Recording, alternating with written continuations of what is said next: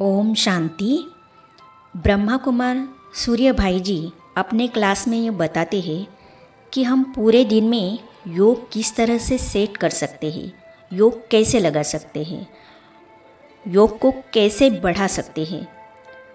तो देखिए, कुछ लोग कहते हैं कि उनका योग लगता ही नहीं है। अगर ऐसा है तो उनके लिए योग करना और भी मुश्किल हो सकता है।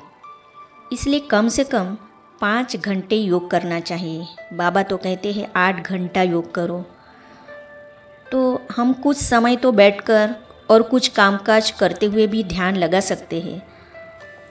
तो सूरज भाई कहते हैं कि मैं आजकल एक छोटी सी विधि बताता हूँ जिसे सभी कर सकते हैं।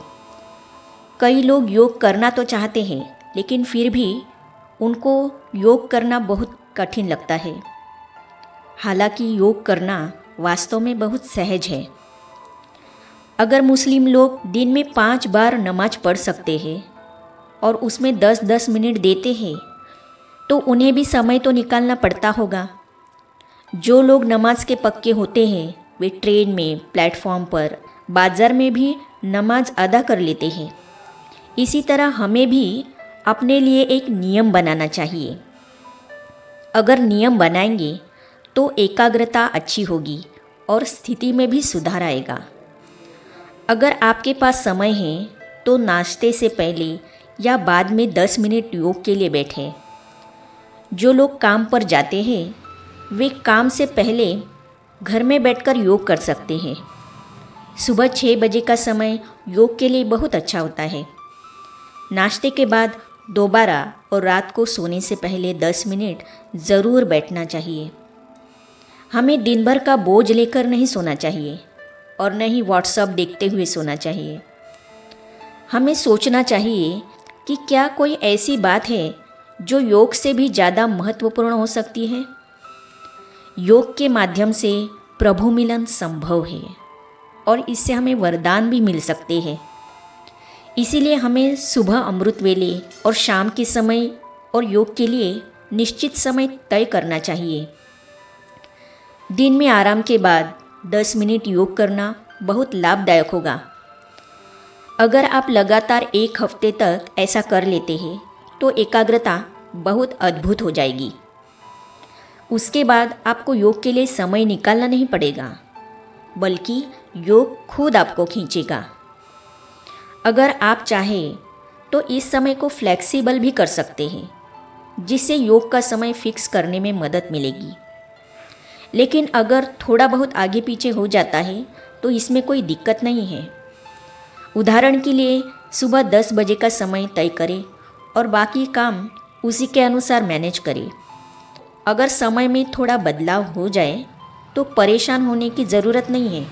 योग के दौरान अलग अलग अभ्यास किए जा सकते हैं। पहले 10 मिनट में 5 स्वरूपों का अभ्यास कर सकते हैं। अगले 10 मिनट में रूहानी ड्रिल कर सकते हैं, जिसमें आत्मा साकार तन में, फिर सूक्ष्म तन में और परम धाम की यात्रा में। तीसरे 10 मिनट बाबा परम सद्गुरु है, इस संकल्प से दृष्टि द्वारा वरदान ले।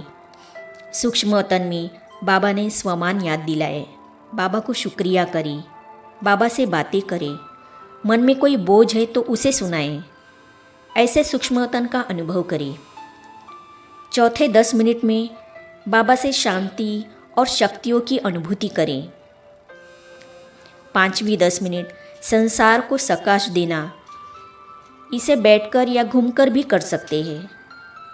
कभी कल्पवृक्ष की जड़ों में बैठकर, कभी ग्लोब पर बैठकर, कभी simple light house, might house फरिश्ता हो। ऐसे संकल्प से बाबा से किरणें आ रही हैं और संसार में फैल रही है। आप देखेंगे 3 दिनों के अभ्यास के बाद ही ये प्रक्रिया और भी सहज लगने लगेगी।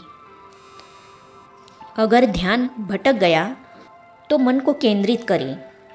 अगर आप 7 दिन तक इस प्रक्रिया को अपनाते हैं तो ये दिन आपके लिए स्वर्णिम बन जाएंगे। कभी कभी योग का समय छूट जाए तो चिंता ना करें, अगली बार थोड़ा ज़्यादा कर सकते हैं। इससे आत्मिक शक्तियाँ बढ़ेगी और योग का आनंद भी आएगा। समय का सही प्रबंधन किया जाए तो रोज़ योग करना आसान हो जाएगा। अगर आपको बुद्धि से योग करना कठिन लगता है तो रिकॉर्डिंग या मुरली के आधार पर भी इसे कर सकते हैं। अलग अलग अच्छे विचारों पर ध्यान केंद्रित करके भी योग किया जा सकता है।